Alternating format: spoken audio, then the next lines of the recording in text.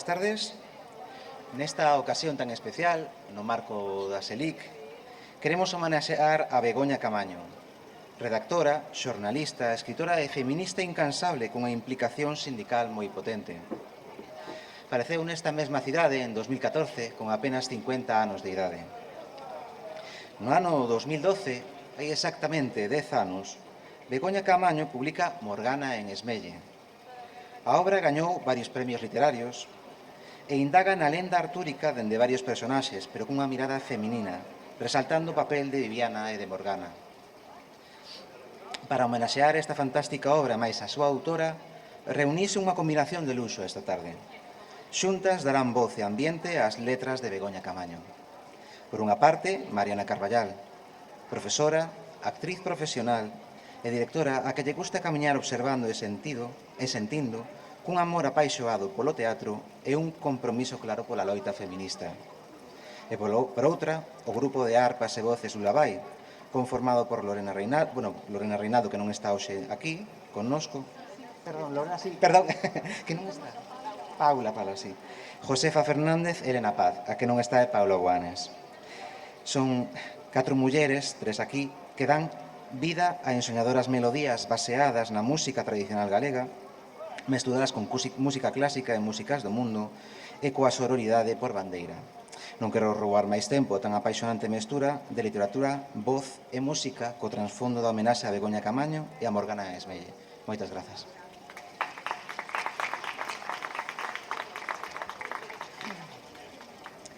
Moi boas tardes, moitas grazas á Fundación Carlos Casares e a Gustavo Garrido por este convite, por estar hoxe aquí. É para min unha honra por voz a unha escolma que fixen de 2 fragmentos de Morgana en Esmelle de Begoña Caamaño.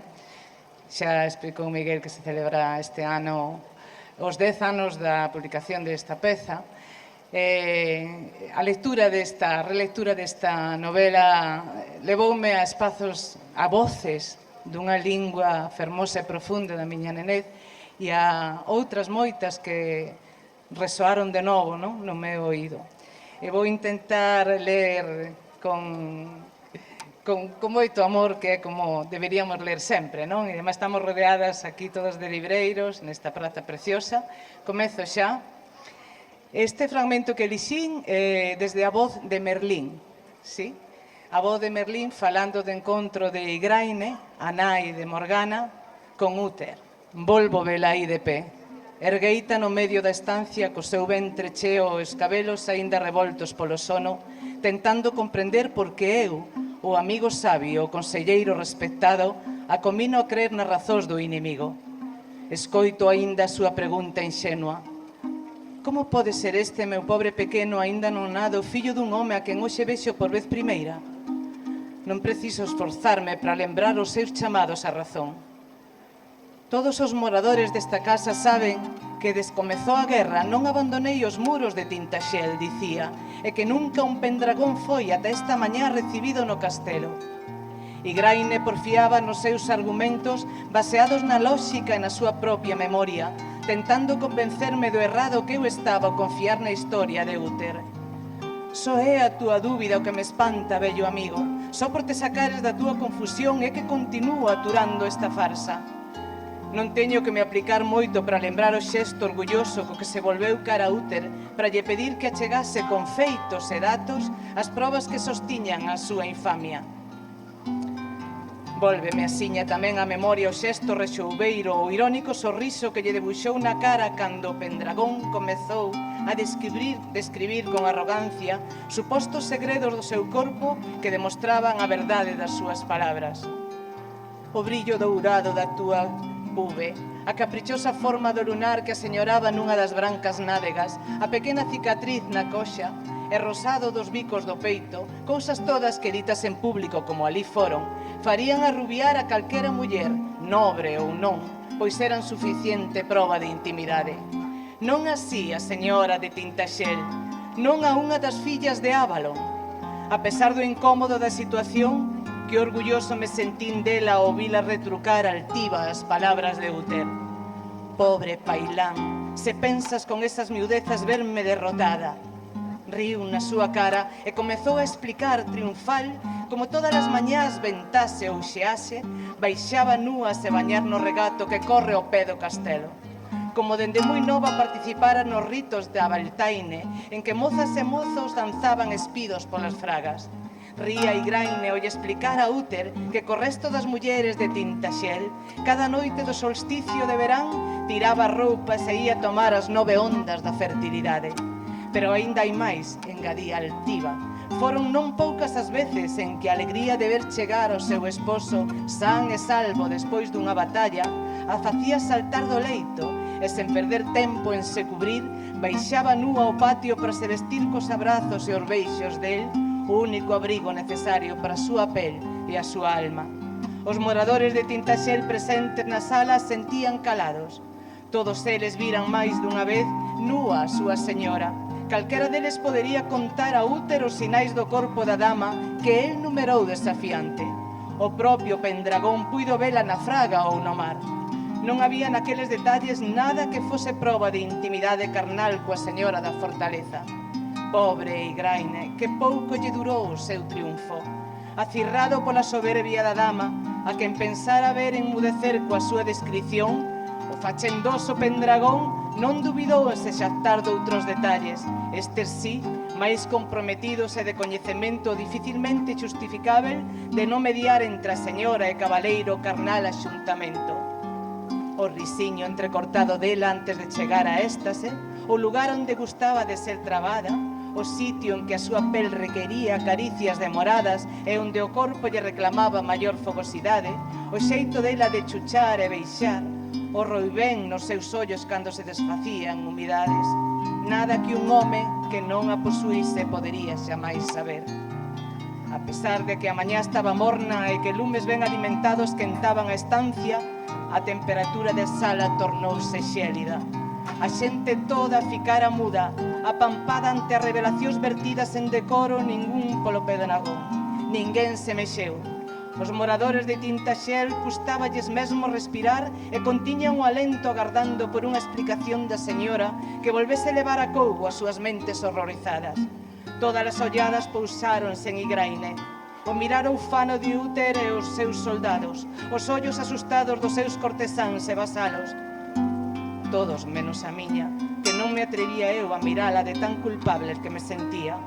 O tempo quedara suspenso no ar e só o ruído do corpo de Igraine o bater no chan rachou o silencio de condena que se apoderara da sala tras as palabras de Úter. De sócato, unha sombra moura, como a dun espectro pequeno e negro, xurdiu dende as escaleiras. A pequena Morgana cuspiu os pés de Pendragón e abrazou a nai desmaiada. Achegueime a ela xusto cando Igraine volvía no seu acordo. Non preciso da memoria para lembrar a súa mirada, a mesma que me persigue polas noites, a que xorde dende as tebras, a que me atormenta o sono asomando na miña almofada. Igraine miroume e souben asiña que ela tomara conciencia da miña traizón. Descoñecía aínda os detalles da Andrómena que tecera para lograr que Úter a preñase, mais estaba certa de que era a miña sombra a que pairaba por detrás da celada. Porén, o máis terrível era que non había reproche nin rabia na súa mirada. Dende a pupila anil que presidía os seus ollos castaños, fitábame coa resignación dunha corza ferida, coa dulzura triste e case tola dunha presa acurralada. Tan só no fondo da meniña azul se albiscaba o inicio dunha pregunta que nunca chegou a ser formulada. Igraine quería saber por que escollera eu o seu útero para iniciar a miña batalla.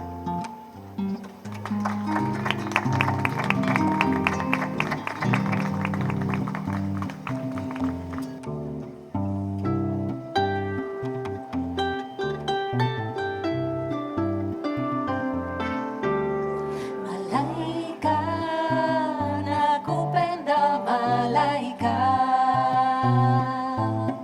Malaika, nakupenda malaika.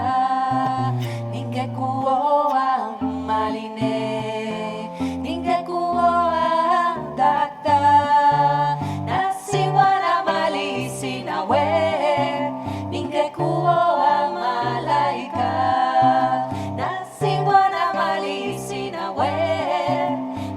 kuoa malaika. Kideke akuasa, kideke. Kideke akuasa, kideke. Ninge kuoa marine, ninge kuoa dada. Nasingwara mali sinawe, ninge kuoa malaika. Nasingwara mali sinawe, ninge kuoa malaika.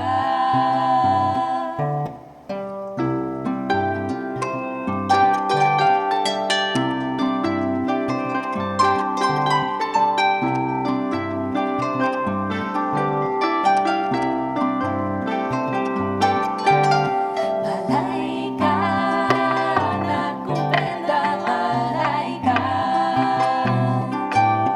Malaika, nakupenda malaika. Ningekuoa maline, ningekuoa dada. Nasingwara mali sinawe, ningekuoa malaika. Nasingwara mali sinawe, ningekuoa malaika. Ningekuoa malaika. Ningekuoa malaika. Ningekuoa malaika. Ningekuoa malaika. Gracias. Bueno, encantados de compartir con vos unha tarde tan especial.